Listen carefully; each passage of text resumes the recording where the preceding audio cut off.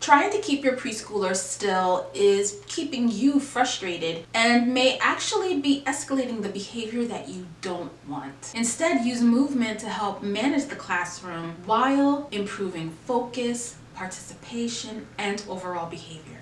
Stay tuned.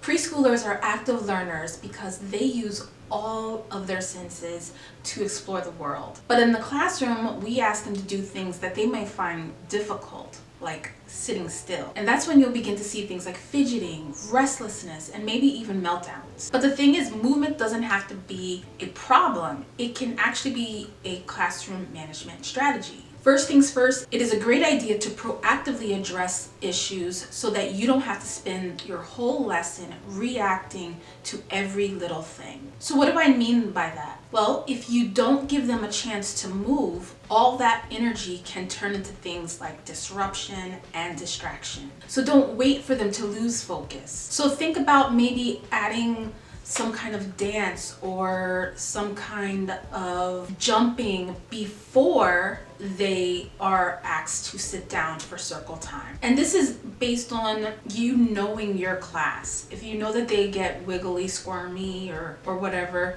at circle time, then do something before circle time that could release some of that energy. Maybe doing something like stretching before a story. So just think about the activity that you are going to do, especially if it involves them sitting down, focusing, listening, all that good stuff, which most of the stuff we do in preschool does require that. But when you know your class and you know that if they are going to have a hard time doing that, then plan in your lesson that you're going to do some type of movement activity before you get into whatever the lesson is. Another thing to do is to avoid chaos between activities by making your transition smooth with movements. These sudden stops between activities can really mess with them. But when you include transitions that are movement based, it gives them a chance to physically shift so that there is less resistance to get into that next thing.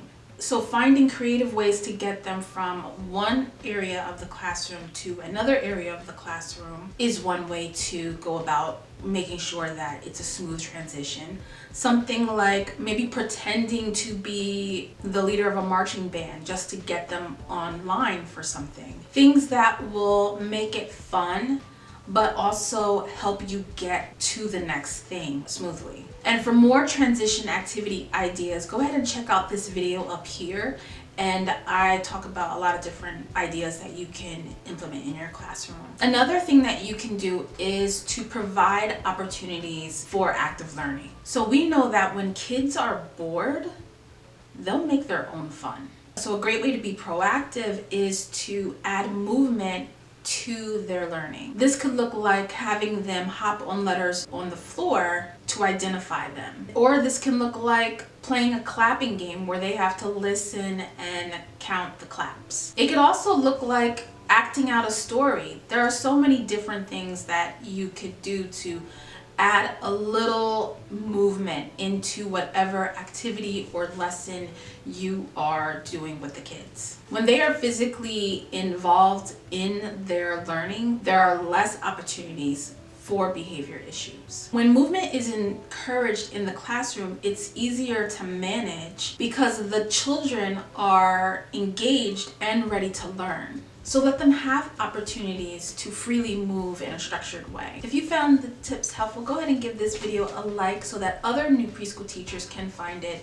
And while you're there, go ahead and subscribe and hit the notification bell so that you know when the next video has been posted.